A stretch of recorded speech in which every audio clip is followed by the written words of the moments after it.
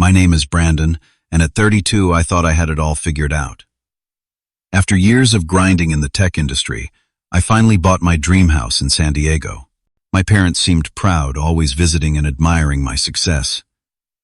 Then one day I received mail about property transfers I never authorized. What followed was a nightmare of betrayal that shattered my family forever. My own parents had committed fraud to steal my house from my brother. Their justification: he needed it more than me. Let me know where you are watching from. Hit that like button and subscribe to hear how my parents went from planning a theft to serving time behind bars. Growing up in Lansing, Michigan, our family appeared normal from the outside. My parents, Richard and Diane, worked steady jobs and provided a comfortable middle-class life for my younger brother Mason and me. But beneath the surface, the dynamics in our household were complicated in ways I only fully understood years later. From my earliest memories, Mason was clearly the favorite. 3 years younger than me, he had a charismatic personality that charmed everyone around him. When he broke Mom's favorite vase at age 6, she laughed it off as an accident. When I accidentally scratched her car at 13, I was grounded for 2 months. These were the subtle differences that defined our childhood. Our family album tells the story better than words could. Mason has professional photographs marking every milestone, from lost teeth to high school graduation. My achievements were documented with quick snapshots, if remembered at all. My perfect SAT scores earned a nod at dinner, while Mason making the junior varsity basketball team warranted a neighborhood celebration. Despite this unbalanced attention, I loved my family and understood Mason needed more support in certain ways. He struggled with schoolwork while academics came naturally to me. I tutored him through algebra and helped edit his college essays, genuinely wanting him to succeed. Family is family, I thought. College became my escape. I attended University of Michigan on a partial scholarship, working 20 hours weekly at the campus computer lab to cover remaining costs. My parents contributed what they could, but most of their resources went toward Mason at a private college where he changed majors 4 times before settling on communications. They paid his full tuition, apartment, and living expenses, explaining he needed the support to find himself. Meanwhile, I discovered my passion for software engineering. I thrived in the competitive program, making connections and securing internships each summer. By graduation, I had job offers from 3 major tech companies. I chose the position in San Francisco, excited about the opportunities despite being 3,000 miles from family. For 5 years, I lived frugally in a tiny apartment shared with 2 roommates despite my growing salary. Weekend socializing meant hiking or free community events rather than expensive outings. Every bonus went straight to savings. My goal: homeownership. Mason took a different path after college. He bounced between jobs, never staying anywhere longer than 6 months.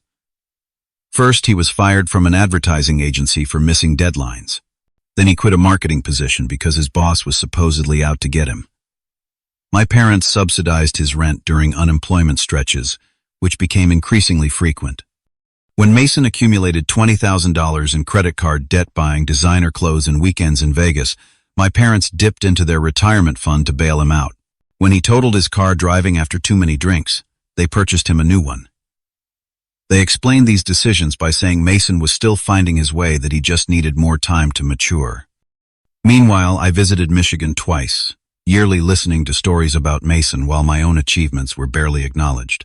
When I mentioned saving for a house, my mother remarked that material possessions were not as important as family support. The irony was lost on her. After 5 years in tech promotions and strategic job changes, nearly doubled my starting salary. My persistence paid off when I found the perfect house in a quiet San Diego suburb. 3 bedrooms, a dedicated office space for remote work, and a backyard where I could finally get the dog I had always wanted. The moment I walked through the door, I knew this was home. The closing process took 2 months, but finally, at age 31, I achieved what had once seemed impossible. The house needed updates, but the bones were good. I spent weekends painting walls and refinishing hardwood floors, turning the space into a reflection of myself. When my parents visited for the first time, their reaction was mixed. My father whistled at the backyard view, while my mother commented on the outdated kitchen. Later that evening, I overheard them in the guest room. My father said Brandon has so much space for just one person. My mother replied, "Meanwhile, Mason can barely afford that awful apartment." I pretended not to hear. During their week-long stay, I noticed small things that should have raised alarms. My father asked unusually detailed questions about my mortgage terms and property taxes. My mother examined papers in my home office when she thought I was outside. Once I returned unexpectedly to find them taking photos of my deed paperwork I had left on the dining table. When questioned, my mother laughed it off. "We are just proud parents documenting your success." I accepted this explanation because the alternative was unthinkable. These were my parents, after all. The house became my sanctuary. I adopted a rescue dog named Cooper, planted a vegetable garden, and hosted small gatherings with friends. During video calls, Mason would sometimes comment how unfair it was that I had such a nice place. My parents would quickly change the subject. 6 months after purchasing my home, Mason lost another job and moved back with our parents.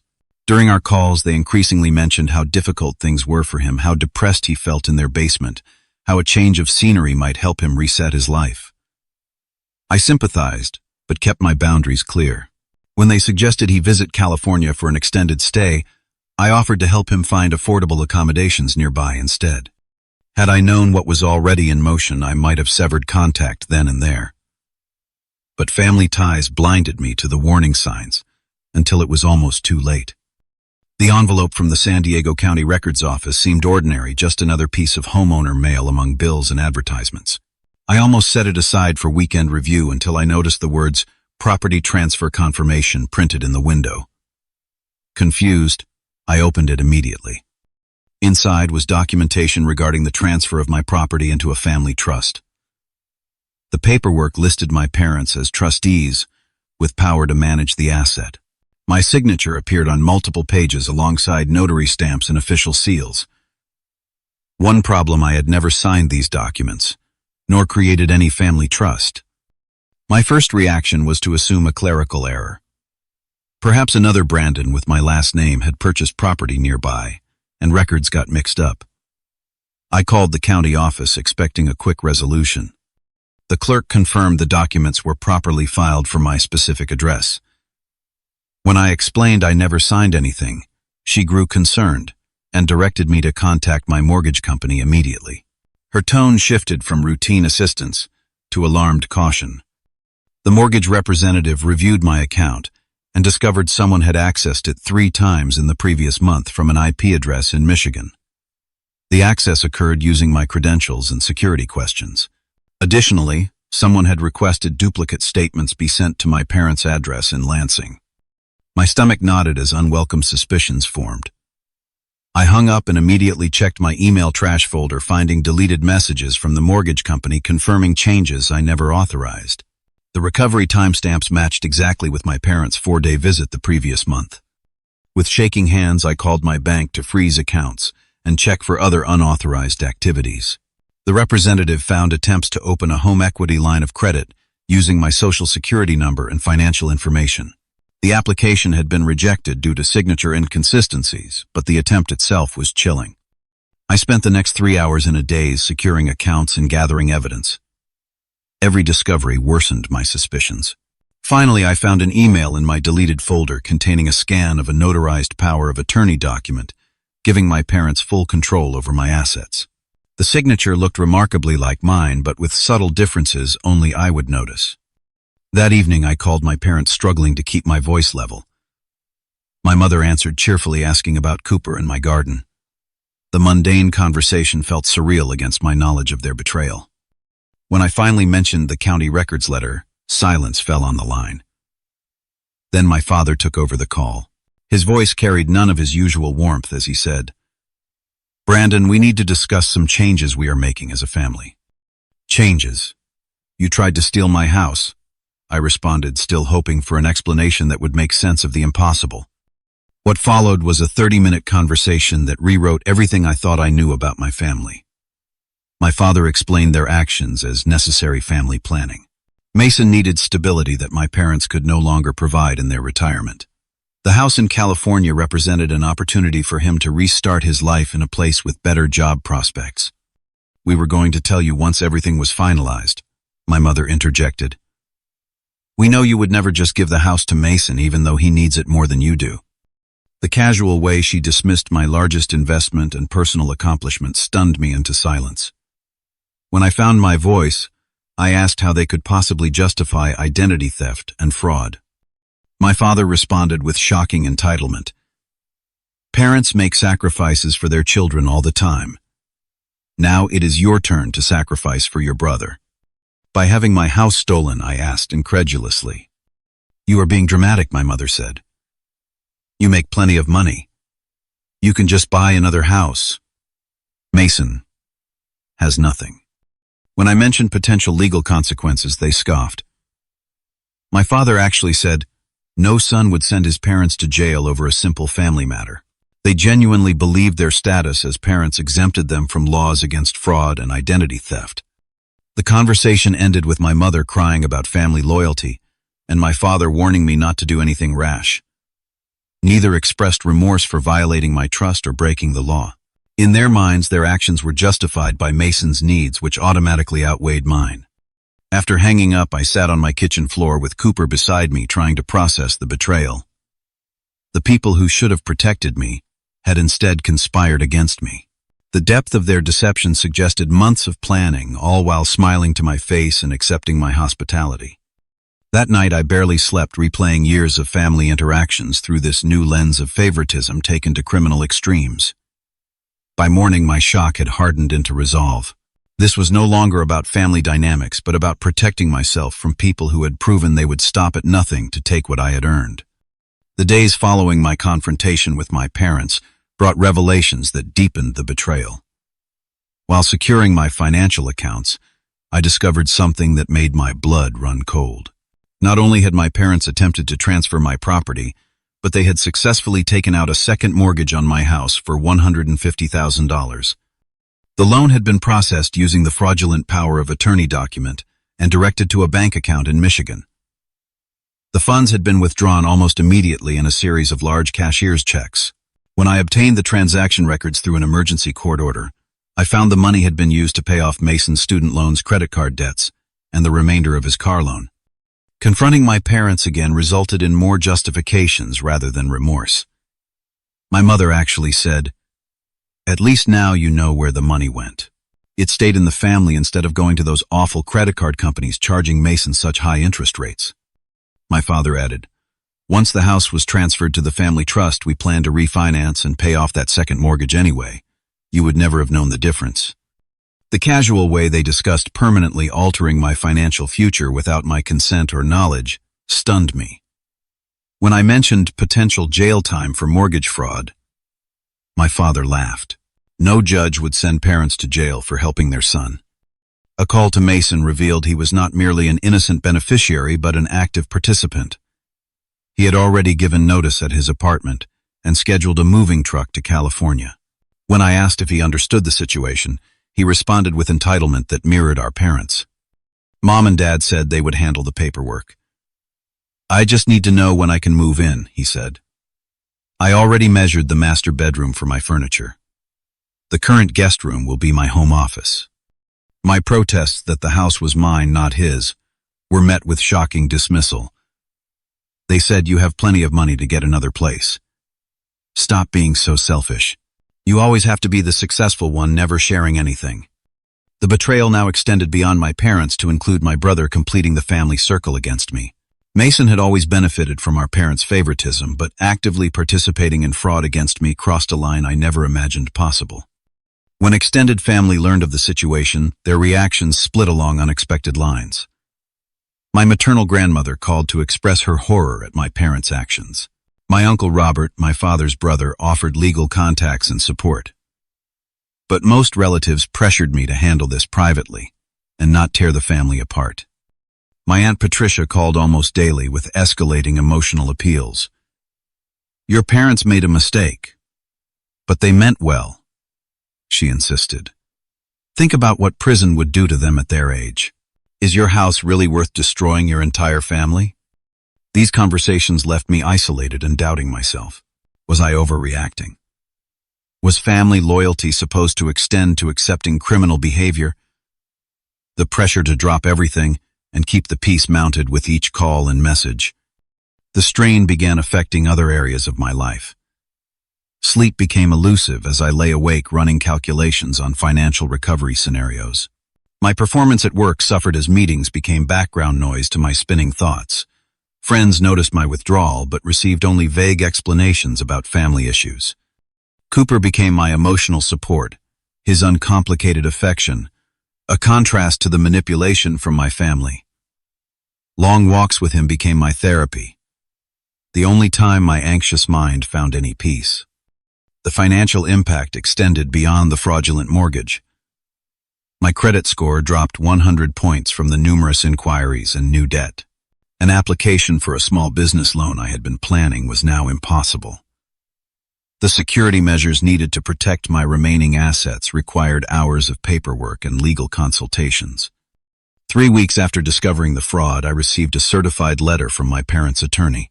It proposed a family resolution where I would voluntarily transfer the house to Mason in exchange for my parents confessing to the unauthorized mortgage but not the attempted property transfer. They would pay back the mortgage over 10 years through small monthly payments, and I would sign a statement that the initial property transfer documents were authorized, but later regretted. The letter concluded that this arrangement would maintain family harmony while acknowledging Brandon's concerns. It was essentially a proposal for me to legalize their fraud retroactively and finance Mason's homeownership through my loss. That night I reached my breaking point. Pacing my living room, the home I had sacrificed years to obtain, I realized no amount of family pressure justified becoming a victim. The house represented not just money but years of my life. Thousands of hours worked, sacrifices made, and dreams fulfilled. My family was asking me to surrender not just property but my self-respect. I called my Uncle Robert, the only family member who had unequivocally supported me. His advice was simple. Brandon, they broke the law. Significantly. Repeatedly. With premeditation. Would you advise a friend to let this go if it happened to them? The question clarified everything. If a friend described my exact situation, I would be horrified on their behalf and advise immediate legal action. Why was I holding myself to a different standard?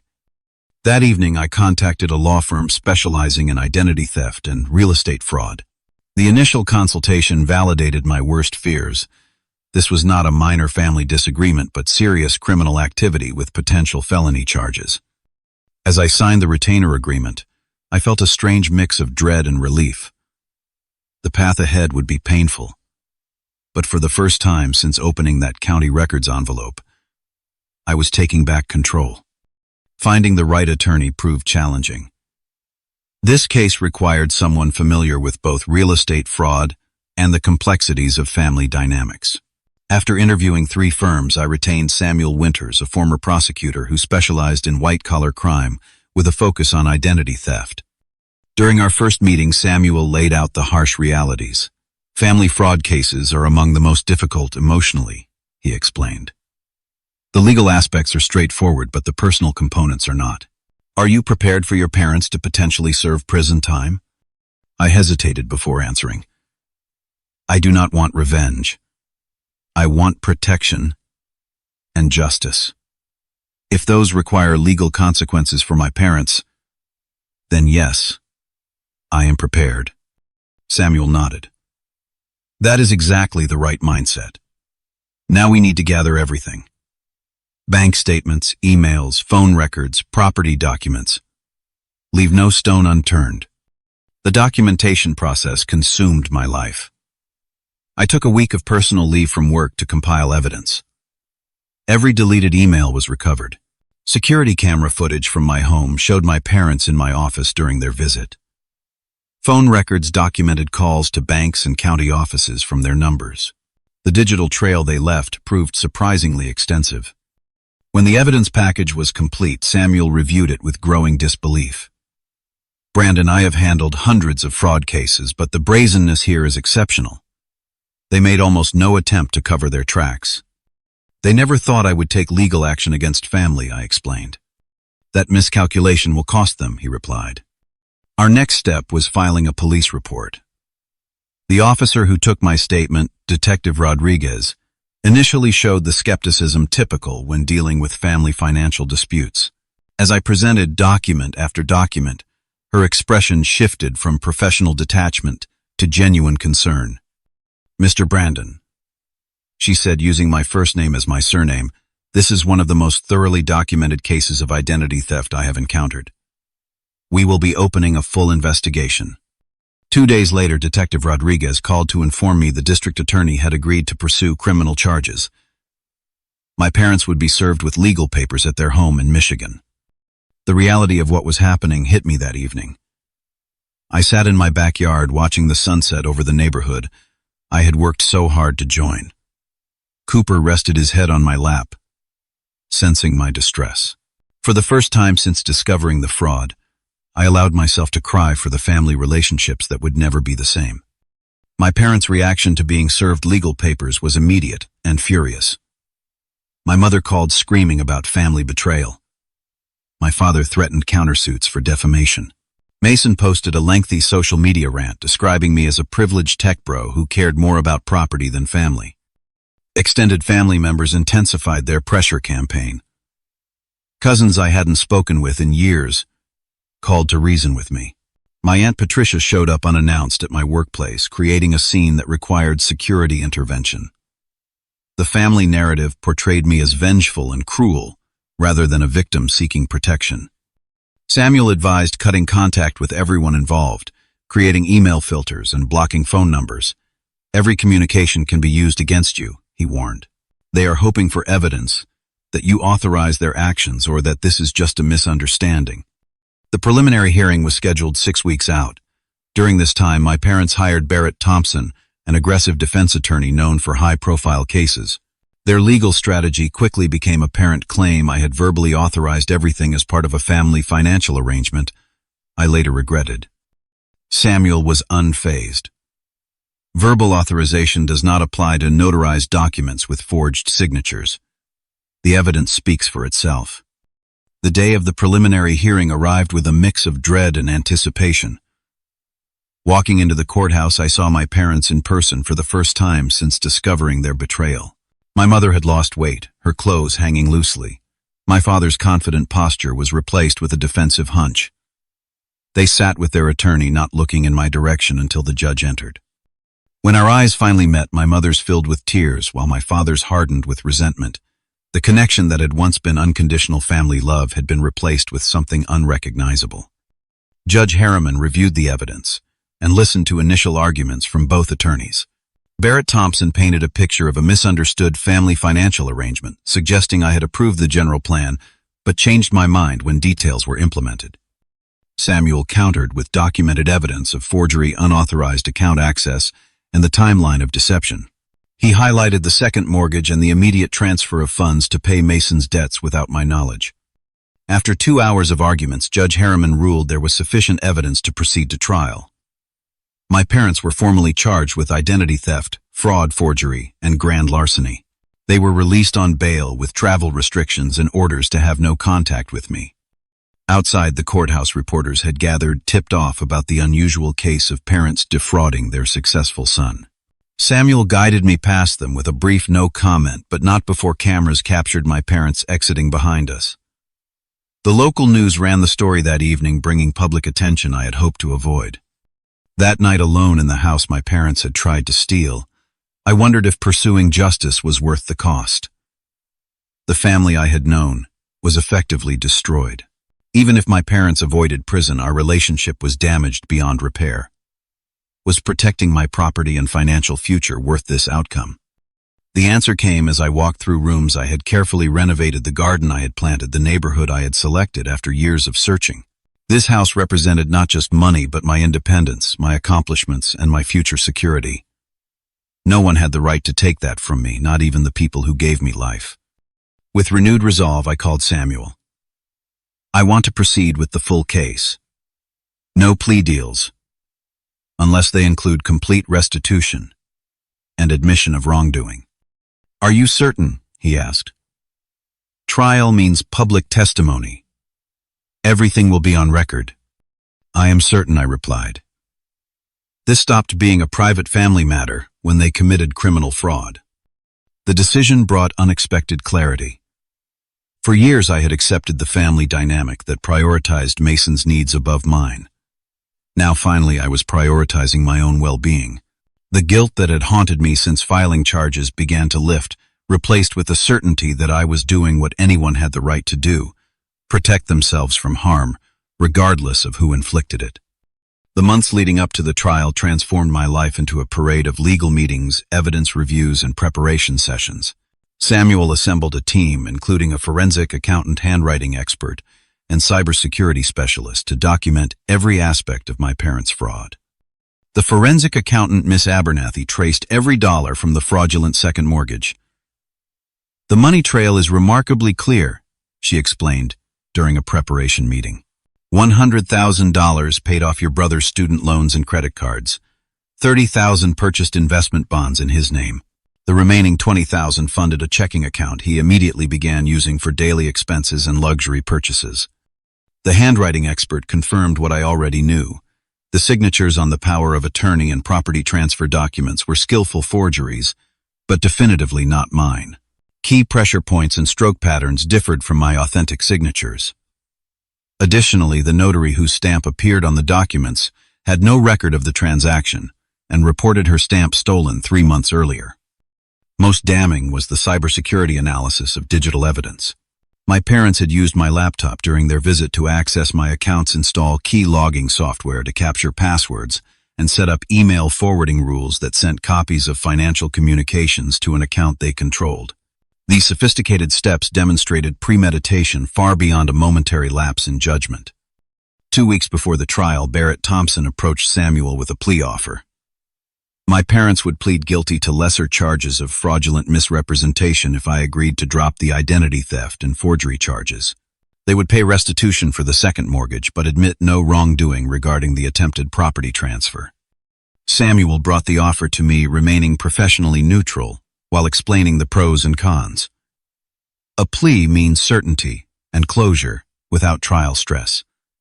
But it also means reduced consequences and possibly no jail time. I declined immediately. They are still not accepting full responsibility.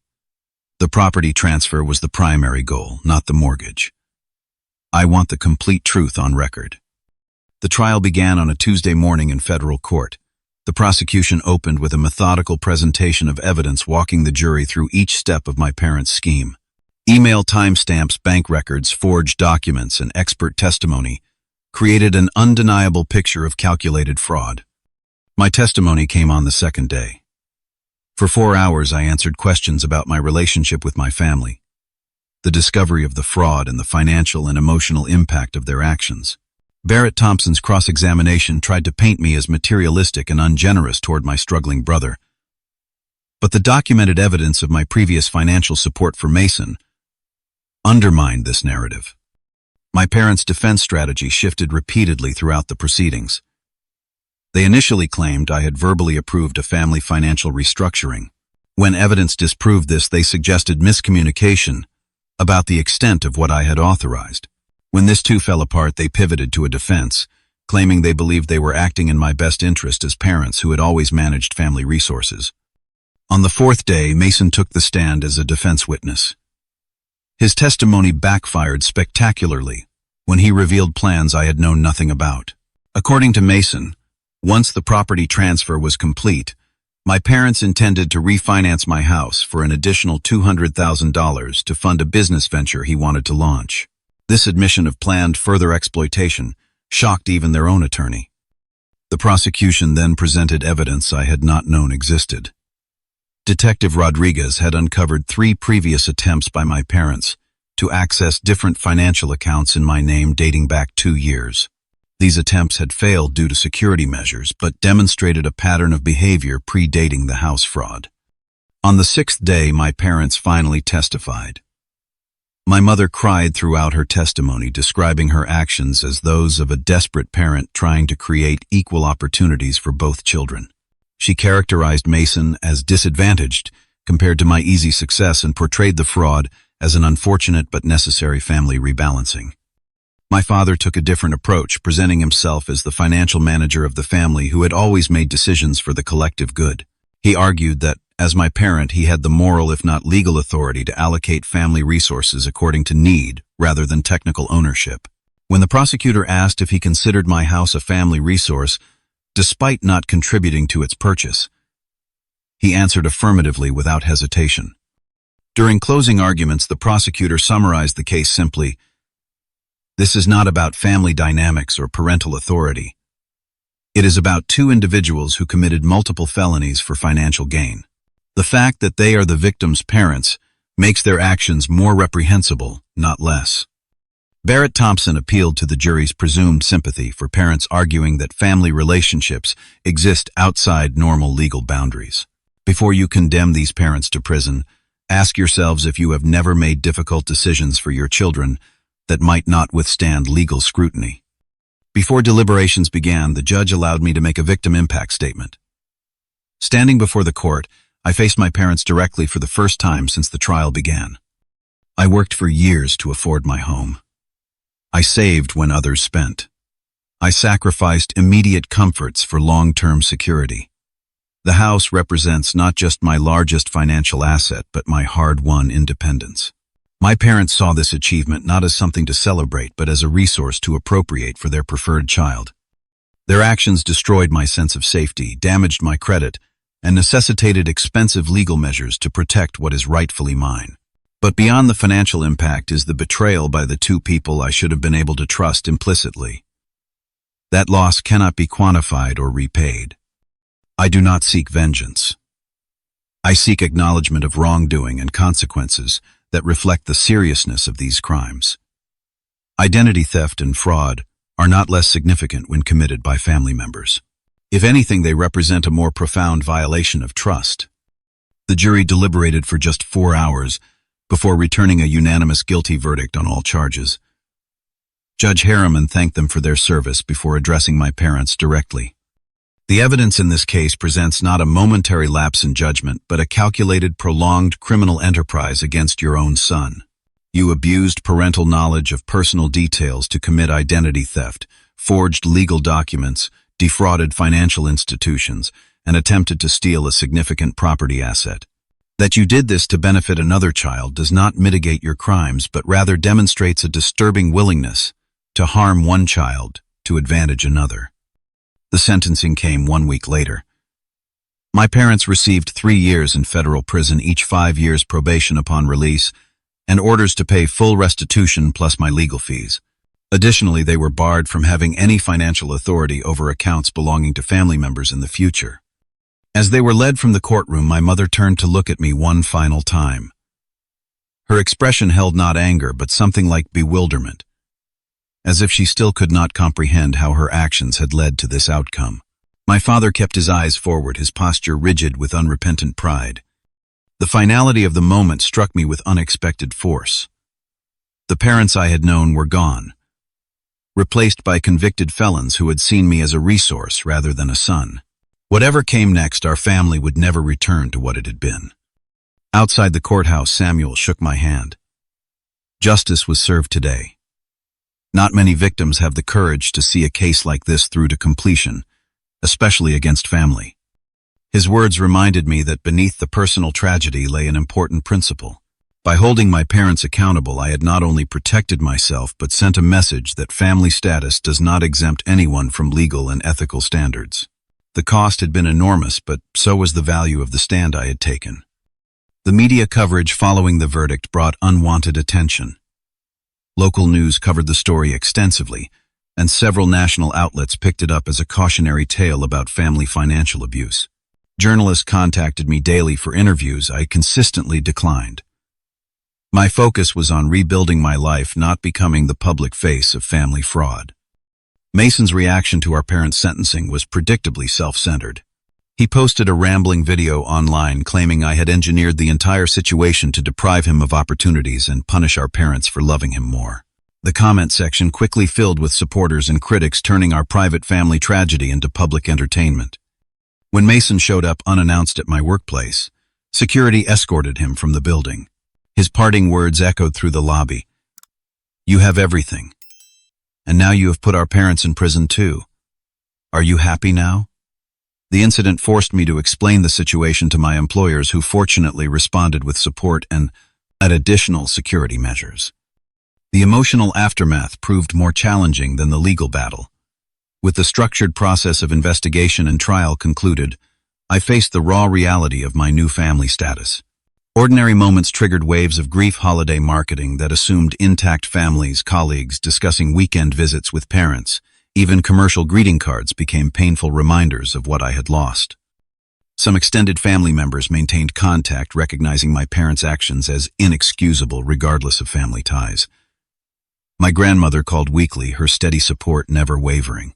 Uncle Robert invited me to Michigan for Thanksgiving, creating a new tradition with his immediate family that offered connection without pressure to reconcile with my parents. Others chose sides decisively. Aunt Patricia organized prison visits for relatives to show family solidarity with my parents. Cousins who had been neutral during the trial began sharing Mason's posts and publicly criticizing my decision to press charges. Family gatherings became segregated affairs, with relatives attending either Brandon-supporting or parent-supporting events. The financial recovery process was equally complex. Reversing the fraudulent property documents required additional legal proceedings. The second mortgage had to be invalidated through court orders that took months to process. Credit reporting agencies required extensive documentation to remove the fraudulent activity from my records. Each step resolved part of the damage but reinforced the magnitude of what had been done. 3 months after the sentencing, I began therapy with Dr. Winters, a psychologist specializing in family trauma. Our sessions focused initially on processing the immediate betrayal, but gradually expanded to examine the lifelong family patterns that had culminated in this extreme situation. The fraud did not occur in isolation, Dr. Winters observed during one session. Your parents' behavior represents the extreme end of dynamics that were present throughout your childhood. The favoritism, the different standards, the expectation that you would succeed independently while your brother received support, these were all precursors to their ultimate actions. These insights helped me understand the betrayal within a larger context without excusing it. I began recognizing how I had normalized unfair treatment, accepting the family narrative that Mason's needs automatically outranked mine. This awareness allowed me to establish healthier boundaries in all relationships, not just family ones. Work provided structure and purpose during this period. I threw myself into new projects, earning a promotion that normally would have been cause for family celebration. Instead, I marked the achievement with a small gathering of close friends who had supported me throughout the ordeal. Their genuine pride in my accomplishment offered a glimpse of what healthy support could look like. 6 months after the trial, I received my first letter from prison. My mother wrote 5 pages of mixed remorse and justification, acknowledging the harm caused while still suggesting I had overreacted to actions taken from parental love. She requested visitation, promising to accept whatever limitations I set on our relationship moving forward. I did not respond immediately, sharing the letter with Dr. Winters first. "There is no correct answer here," he advised. "Maintaining distance is valid. Attempting controlled reconciliation is also valid." End quote. The question is what serves your healing, not what serves anyone else's expectations. After weeks of consideration, I wrote back with clear boundaries. I would consider limited contact through letters only for the first year.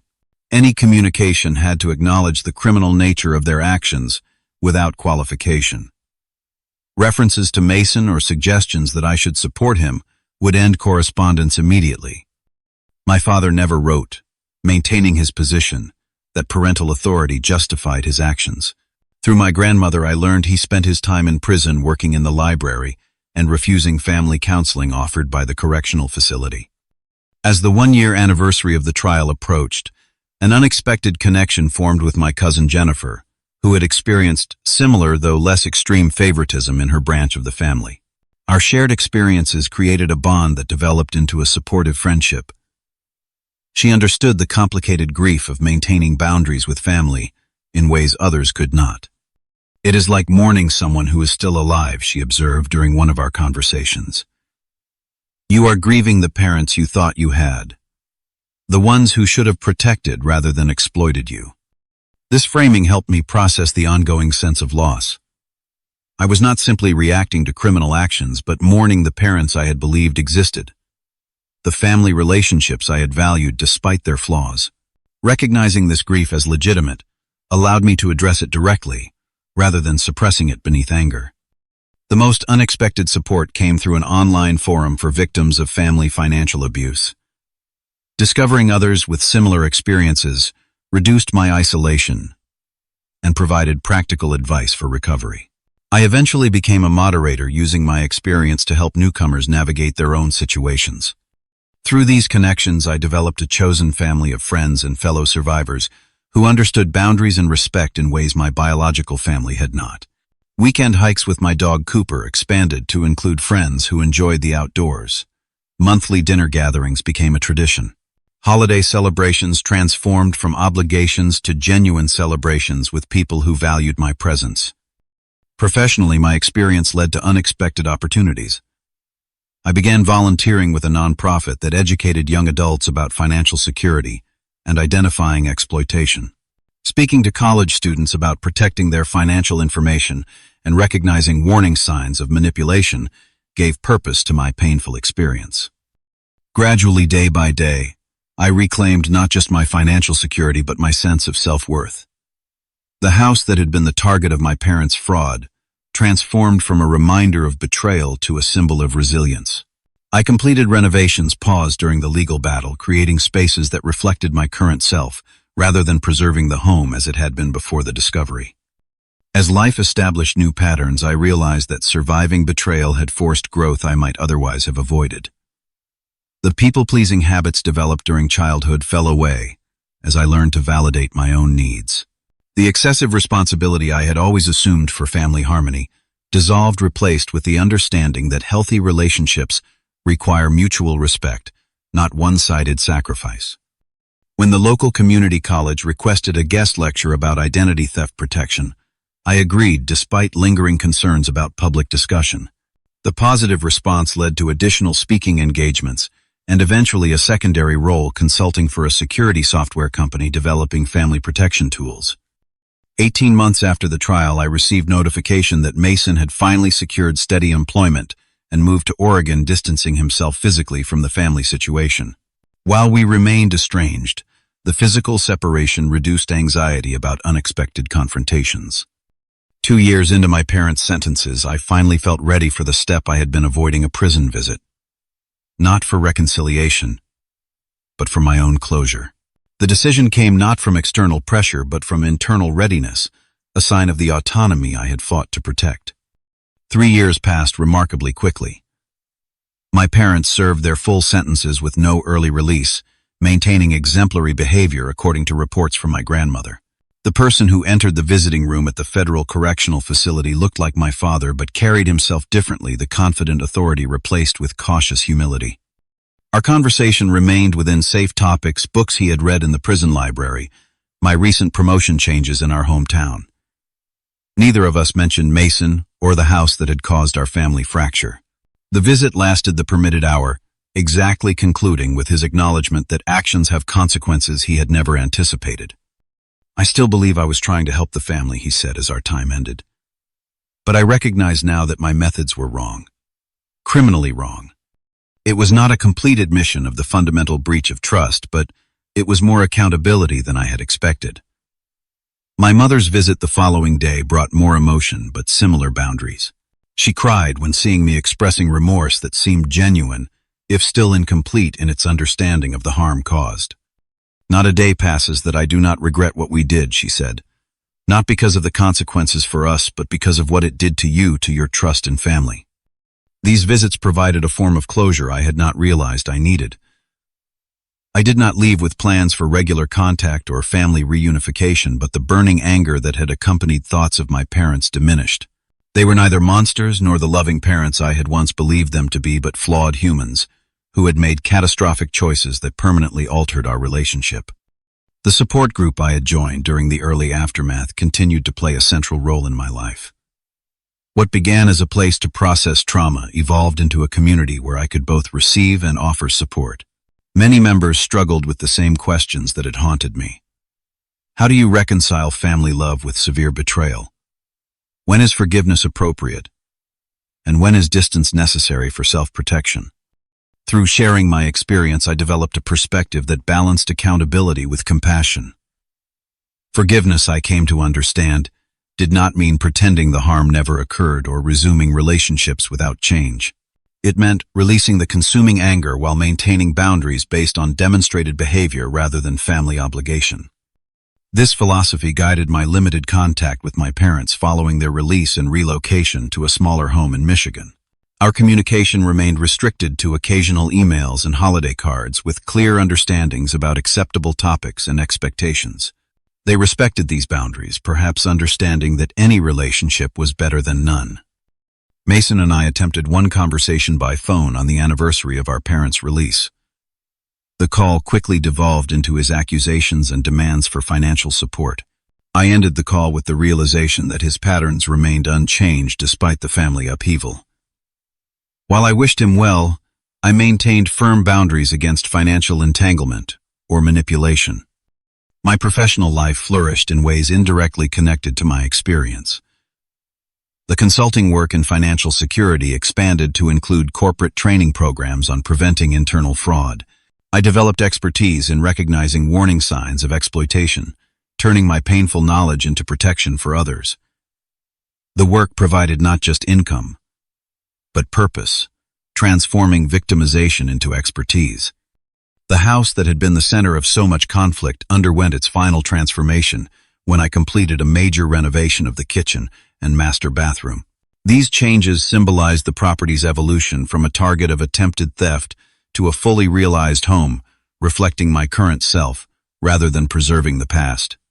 Cooper, my loyal companion throughout the ordeal, gained a companion when I adopted a second rescue dog named Luna. Their playful interactions filled the house with life and laughter, a daily reminder that joy returns even after profound betrayal. Perhaps the most unexpected development came through my connection with Jennifer, the cousin, who had experienced similar family dynamics. Our shared understanding of the complex emotions surrounding family betrayal created a foundation for rebuilding extended family relationships on healthier terms. Through her, I maintained connections with relatives who respected boundaries while acknowledging the reality of what had occurred. The online support community I had joined during my darkest period expanded into a formal organization providing resources for victims of family financial abuse. I served on the advisory board, helping develop materials that address the unique challenges when perpetrators are family members rather than strangers. The annual conference brought together survivors, legal experts, and therapists to advance understanding of this under-recognized form of exploitation. During one conference panel, an attendee asked what lesson I would share with others facing similar situations. My answer crystallized the understanding gained through 3 years of recovery. Trust your instincts when something feels wrong, even with family. Documentation is your protection. Healthy love does not take, it gives. And most importantly, your boundaries deserve respect, regardless of family status. This philosophy guided my approach to all relationships moving forward. Friends remarked on the change, noting I no longer apologized for having needs or accepted disrespect to maintain harmony. Dating, which I had avoided during the legal proceedings and immediate aftermath, resumed with a healthier understanding of partnership based on mutual respect rather than obligation or sacrifice. 3 years to the day after discovering the fraudulent documents, I hosted a reclamation celebration at my home. The guests included friends who had supported me throughout the ordeal, members of my support group who had become friends, and the few family members who had demonstrated true understanding. The gathering celebrated not just survival but transformation, the creation of a life more authentic than what had existed before. As evening fell and conversations filled the backyard I had landscaped myself, I took a moment alone to reflect on the journey. The betrayal had stripped away illusions about family obligations, transcending basic respect. The legal battle had demonstrated my capacity to stand firm despite enormous pressure. The recovery had built relationships based on genuine care rather than blood obligation. The house around me, once nearly stolen, now stood as testament to resilience. Every room contained evidence of both the pain endured and the growth that followed. The property remained legally mine, but its true value lay in what it represented: the right to define my own boundaries, to expect respect for what I had earned, and to choose who belonged in my life based on actions rather than titles. End of Lash. I Mation. End quote. I may. End R.